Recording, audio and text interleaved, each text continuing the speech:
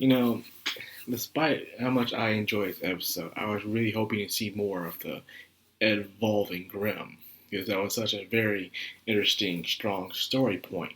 But of course, we do have to see the other side of the team and seeing what's going on their side. Sneaking in. And this episode proved that Rich Steve still got it when it comes to truly entertaining its audience, when it comes just for laughs. And of course, the personal talk you'll have on the side.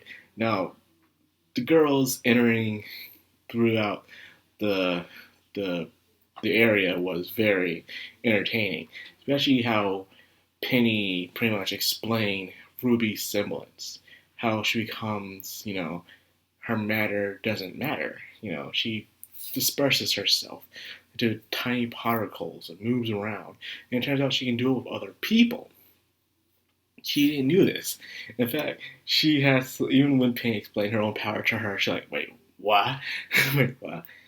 And then, of course, um, Blake had to come in like, wow, she explained her own power to you before you knew about it. And, of course, Ruby pointed out, well, she knew she was a faunus before I even knew, so what do you expect? And that makes sense, Penny just knows things. So, in a way, Penny could be a great Winter Maiden because she is robotic, and robotics can calculate the best situation, the best formula for something. So with these powers, she could calculate the best use for them. Probably can control them the easiest. That's one of the things that one of the flaws with Ruby that I like to explain with the Maiden's powers. Now, yes, you get the powers. The question is do you understand how to use them, or you just know how to use them? Usually, when you have powers that are given to you, best example is All for One in Hero Academia, where Midoriya had to train to attain the power. Even when he did have the power, he had to truly know how to master it, which was proven throughout the show. Here, I feel like you get the power, you immediately know how to use it, which is sometimes not that exciting. Now, them infiltrating the base was hilarious, especially the part where they tripped Bill, and Bill's coffee spilling that one guy, and it was just everyone was going off of Bill, like, dude, you always do this. Read the signs. No food and drinks. Don't do this. And everyone's turning around and shaking their head like, God, man, it is a bad day for Bill. And of course, the dude had a coffee spilled on him. He's just running off like, why? Why? He's just that was probably the most hilarious moment of the entire show. And of course, there's the talk with Nora, how her and Ren. And of course, when you are with someone for a long time, and they are just a part of you, and that's it, that person's still their own person. So you're not going to know everything about them. And of course, Nora's questioning herself, what is she? Who is she meant to be? And stuff like that. And I always find it interesting how people always have that question. And I remember Olu said people who only have that kind of question in their minds are people who don't have much going on with themselves. When you have a lot of responsibilities and you have to do a lot of things, you're not thinking about who you are. You are just doing what you have to do. And that, in a way, can form who you are sometimes. So it determines on your life situation, I guess. We've got another fight, a very interesting fight, a 4 against 1. I love how Rooster Teeth retcon the reason why Aesop's lost to people they train so quickly. And the reason was because we were holding back. So they had to do their best to make Aesop's look good. But this isn't the first time Rooster Teeth did this. Rooster Teeth does this a lot, where they'll hype up a team or somebody, and then when they face them, it's completely disappointing. Then the thing or person comes back better, and there's always some retcon. Oh shit, my place right here. Retcon excuse of why they weren't good as they were before. They do the same thing with Adam in a way, and the attack against, Volume 5, a terrible, terrible Volume 5. And now In this one, I didn't like when Weiss said, cowards.